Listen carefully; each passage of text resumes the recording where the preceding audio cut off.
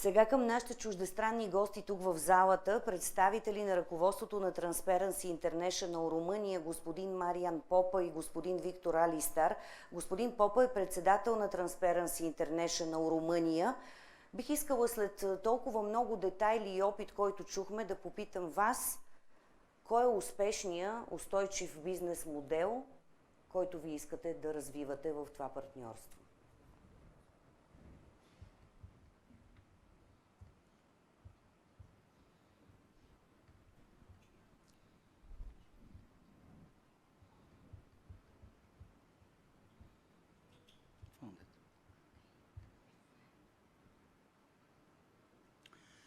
Good evening, and thank you very much for inviting us to this meeting of yours to a, I think, very important issue we are having to deal with for some time. I'm not only the chair for some time of Transparency International Romania, I'm mainly a businessman and I'm managing fairly large companies. So I'm pretty much aware of the connection which exists between business integrity and our everyday life. Integrity is something everybody wants to be involved with because it is cool, but very little people want to go along. Very few people want to go along because it is difficult. Integrity is a problem, is a plague humanity had since it exists on this earth. I mean, already in the year 3000 before Christ, there were evidences that in China or in Egypt, people have been either sentenced or punished for corruption. So it is not an easy road, and whatever we are trying to do, we have to be ready for a long run. It is not a thing we are going to solve by issuing a law or two, or by running a program or two. It takes a very long time. A very clever and prominent guy said once that there are 7 things which will destroy us. The first one is wealth without work. The second one is pleasure without conscience. Knowledge without character, religion without sacrifice, politics without principles, science without humanity, and most of all, which is also the topic for today, business without ethics. But I'm pretty sure we can find all of this in our day's life. So we have quite a challenge on our head. In 2018, the World Bank estimated that the world bribe is about 5% of global GDP. 5% of global GDP is $3,600 billion. Or to make it easier, it is the equivalent of the yearly GDP of Germany, which is the 5th nation in the ranking of the GDP in the world. So if you want to crack a joke, but it is true, it is a very bitter joke, the Germans are working a full year so that the world can pay bribes. So what I would like to suggest to you is not to take integrity and corruption anymore as a problem of moral and of education, but take it as a problem of lack or even stealing of prosperity, and obviously level of living. Because the amounts of money which are used to bribe in the world are staggering. In no country there is no budget of no ministry which is above 5%. So unfortunately today we can still say that in our countries, and I'm referring obviously also to my own country, the ministry with the biggest budget is corruption. So obviously we will have to do something about it, but it takes time, and it takes endurance, and most of all it takes understanding among all of us. In 1990, like all the countries in Eastern Europe, former communist countries, also Romania transitioned to a democratic state model. But even if a lot of things have been changed or tried to be changed, there have been always issues with fighting against corruption. And even if the various governments we had in our country made corruption as their priority, and I do not think there is a government which does not make corruption as a priority, progress is still reasonably small. The Economist Intelligence Unit rated Romania as a flawed democracy in 2016. And even if international institutions like the World Bank said that since joining the European Union, Romania has making steady progress, there are still persistent social and regional disparities, which constitute a long-term development challenge. Corruption is a very strong development challenge because money, instead to go where they're supposed to go out the window. But again, it is a long-term challenge. Romania is developing nicely, even in the latest numbers we have, which have been done by various banks. It says very clearly that they managed to get the industrial production back to the level before COVID. The Human Development Index is very high. And I just want to break a little bit because I'm sure you all know the Human Development Index. The Human Development Index has a ranking of all the countries according to their level of development. And there are 4 blocks. The first block is the very developed countries. The very developed countries have 66 countries in it. Both Romania and Bulgaria are in it, on place 49 and 56. So in spite of the fact that we are making progress from this point of view, we are still dependent, or Romania at least is still dependent on imports, and the trade imbalances and the various economic activities which have to be done have obviously also an influence on corruption. There is a big discrepancy between business needs and business capacity. And unlike the public sector, which developed quite a lot of frameworks related to international practice and incentives, there are very few companies in the business sector in Romania which have adopted corporate integrity standards. And initiatives to promote integrities are very rare and weak, and quite a lot of these initiatives are on paper and not on practice. So yes, we have policies. No, we do not have practices. Most of the national companies do not have local policies and programs, even if there is a central framework related to this. However, some or most of the larger companies who operate abroad do, but usually they have their own anti-corruption framework, which is linked more to the group and not so much to the country, which sometimes can represent a challenge. Now, to achieve progress, we need synergy. Synergy about which my colleague Victor is going to continue our presentation.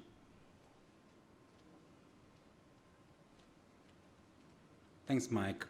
So, those being said, we try to understand exactly the very fabric of business and the relationship between doing business and the challenges of corruption, non-integrity, misuse of competition practices, and so on. And therefore, we have been conducted a study, which is Transparency International methodology, is Business Integrity Country Agenda. You all will receive it during the informal discussions later on. And we try to understand why it's happening and what it's happening, not necessarily in terms of general definition of things, but mostly with a particular importance for the local context, cultural context, and economic profile, as Mike described.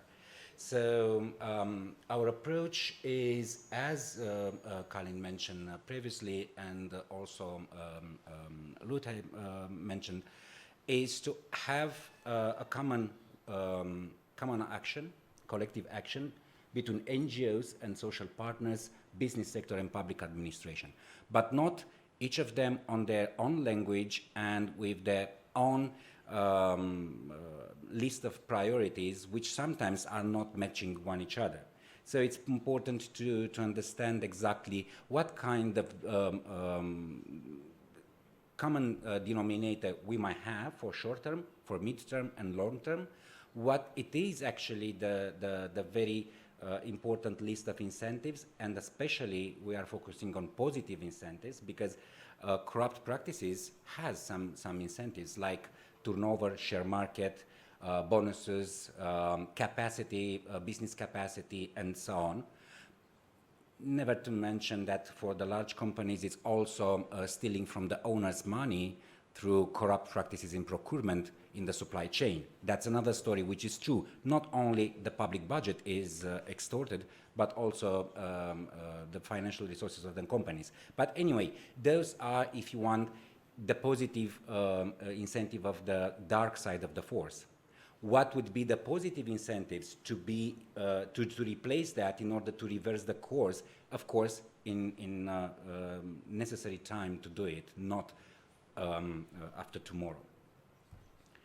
So, Business Integrity Country Agenda for Romania tried to develop some approaches to define this common denominator and to be realistic with what we are committing to achieve, because otherwise we saw politicians committing to do their best, and then many other factors which have been not in their control opposed to the success.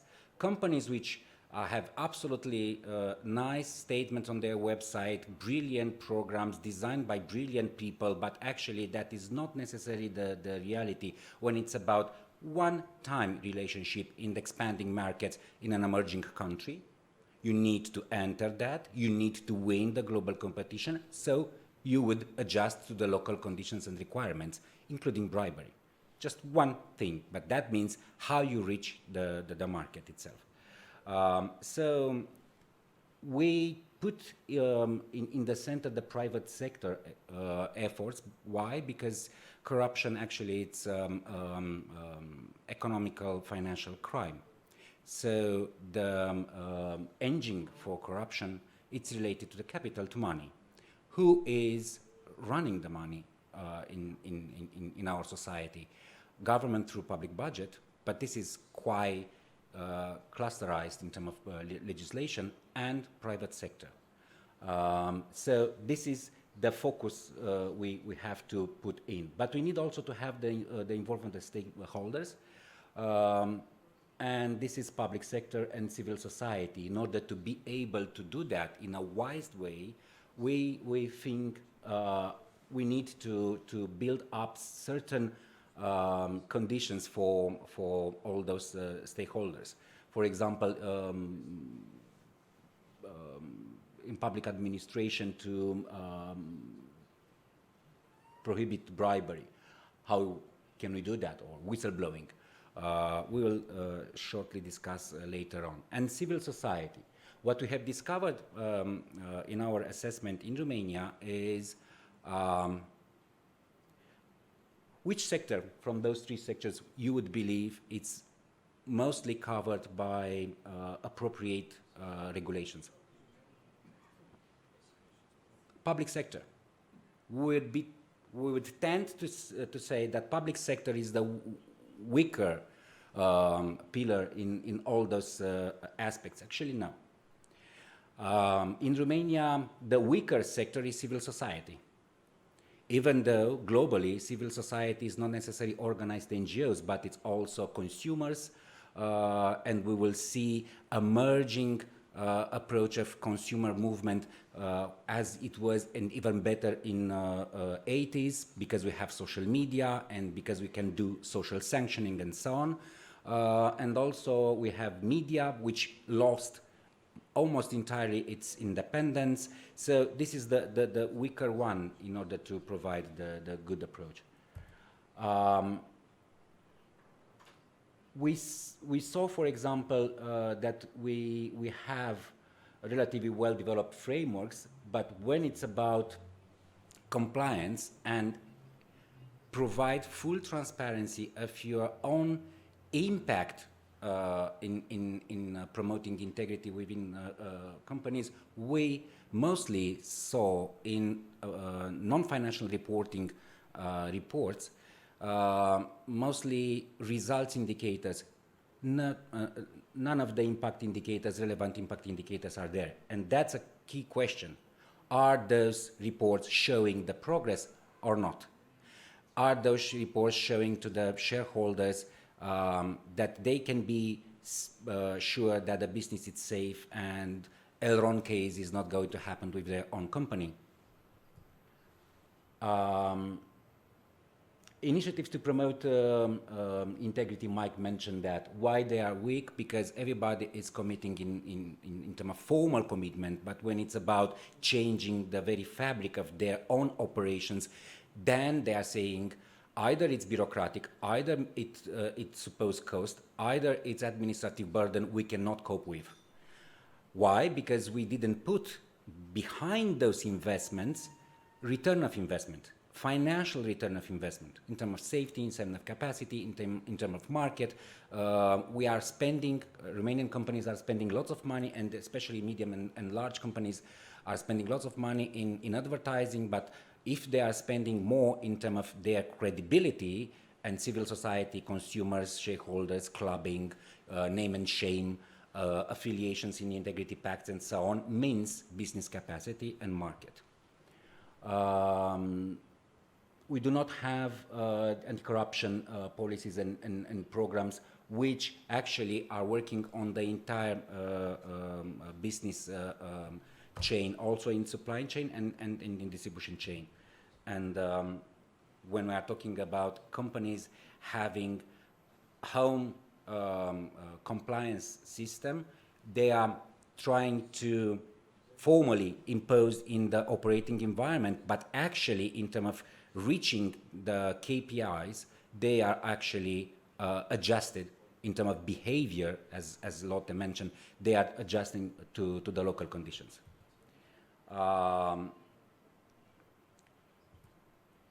So therefore, we look to some recommendations.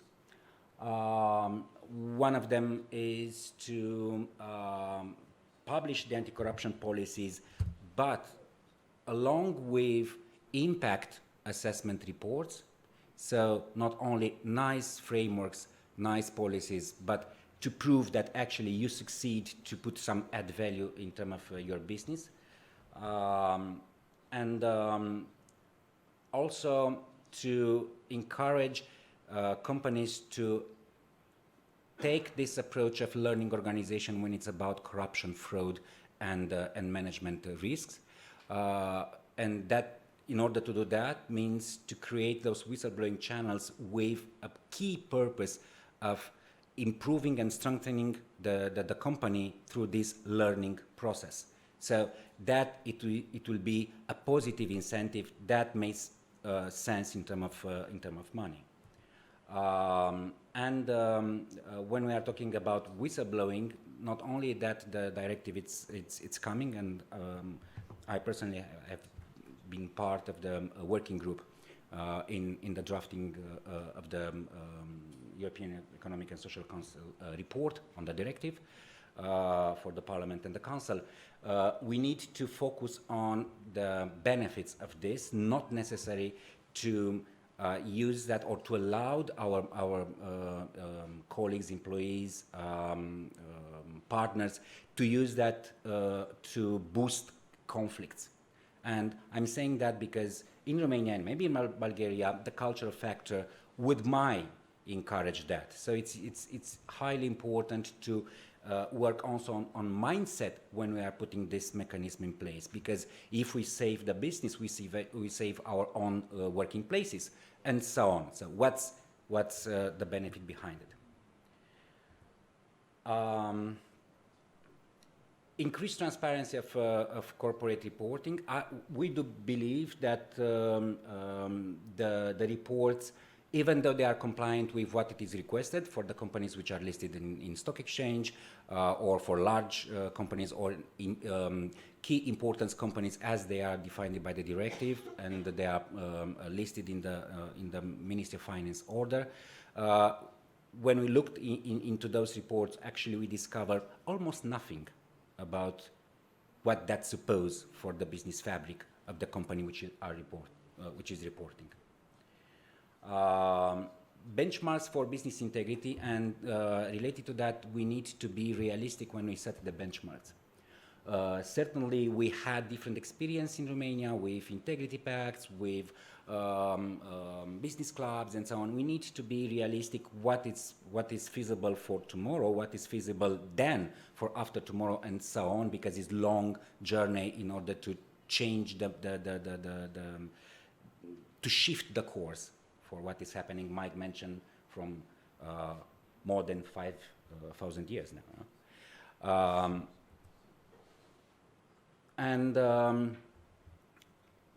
Clear, comprehensive standards to improve transparency and accountability and integrity, which we believe needs to be accommodated with market benefits, with access to public tenders, with listing like secure suppliers or reliable partners in distribution chain, and so on. So those things needs to be somehow, as we saw in the Great Britain, they were working on a certain level of certification in terms of efforts for building integrity.